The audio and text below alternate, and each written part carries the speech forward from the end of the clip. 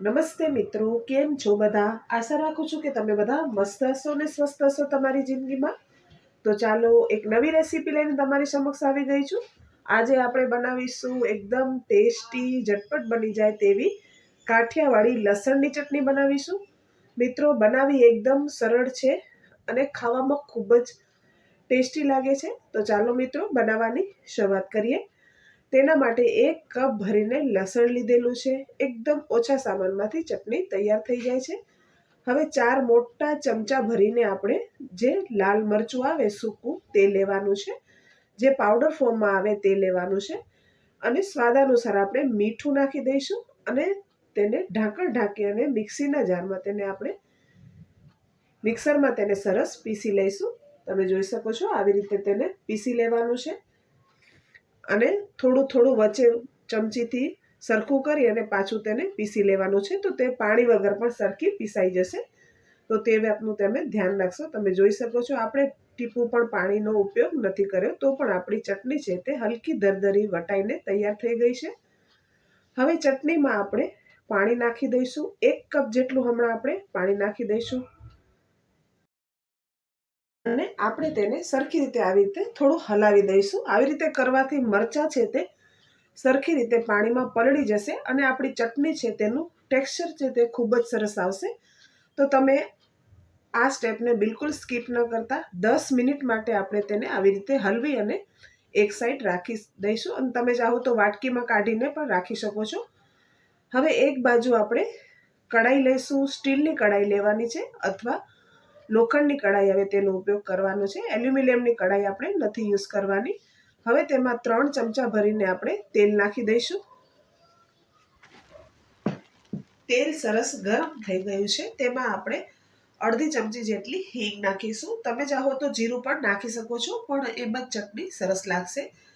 હવે જે આપણે ચટણી પીસીને રાખી હતી તે બધી ચટણી થોડી કરી અને આવી રીતે રાખી દેવાની છે. જ્યારે તમે કઢાઈમાં ચટણી નાખો ત્યારે તમે ગેસની ફ્લેમ છે તે સાવ લો કરી દેવાની, નહીં તો તેના છાંટા ઉઠશે. હવે આવી રીતે તેને થોડું કરીને હલાવતા રહેવાનું છે કે તેલ છે તે સેપરેટ થઈ જાય. તેનાથી ચટણી છે તે આપણી સરસ એકદમ તેલમાં તળાઈ જશે. આવી રીતે તમે જોઈ શકો છો તેને સતત ચલાવતા રહેવાનું છે. અને મિત્રો, આ ચટણી છે તે આપણે 1 મહિનો સુધી બહાર સ્ટોર પણ કરી શકીએ છીએ. બિલકુલ ખરાબી નથી થતી, કારણ કે આમાં હું વિનેગરનો ઉપયોગ કરીશ. અને જો તમને વિનેગરનો ઉપયોગ ન કરવો હોય તો આપણે જ્યારે પહેલા પીસ્યું લસણ, મરચું અને મીઠું નાખીને, તો તે પેસ્ટ તમે 1 મહિના સુધી ફ્રીજમાં સ્ટોર કરી શકો છો. પણ તેમાં બિલકુલ પાણીનો ઉપયોગ નથી કરવાનો. તે વાતનું ધ્યાન રાખીશું. પાછું આપણે તેમાં અડધો કપ જેટલું પાણી નાખી દઈશું.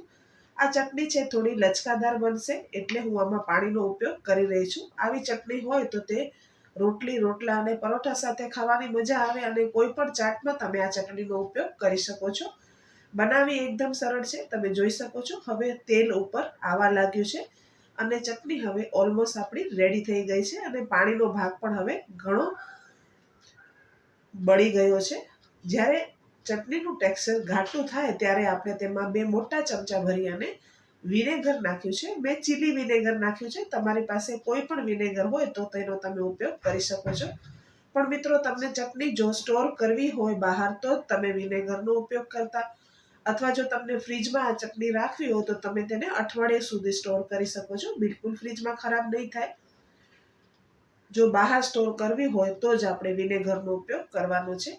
હવે આવી રીતે હલાવી અને 2 મિનિટ રહેવા દેવાનું છે. અને પછી આપણે ગેસની ફ્લેમ છે તે બંધ કરી દેવાની છે.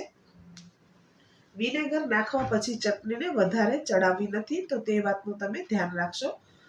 ચટણી આપણી રેડી છે અને એકદમ ટેસ્ટી, ચટાકેદાર આપણી લસણની ચટણી બનીને રેડી થઈ ગઈ છે.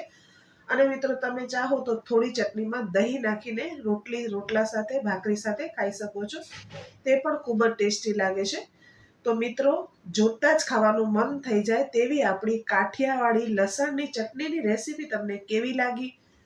કમેન્ટ કરીને મને જરૂરથી કહો. અને વિડીયો જો સારો લાગ્યો હોય તો વિડીયોને લાઇક, શેર અને સબસ્ક્રાઇબ કરવાનું ના ભૂલશો. બાજુમાં રહેલા બેલ આઇકનને જરૂરથી પ્રેસ કરજો, તેથી તમને મારી આવનારી રેસીપીના નોટિફિકેશન મળે. અને મિત્રો, તમે ક્યારેય આવી ચટાકેદાર લસણની ચટણી બનાવી છે કે નહીં તે પણ મને કમેન્ટ સેક્શનમાં જરૂર જણાવજો.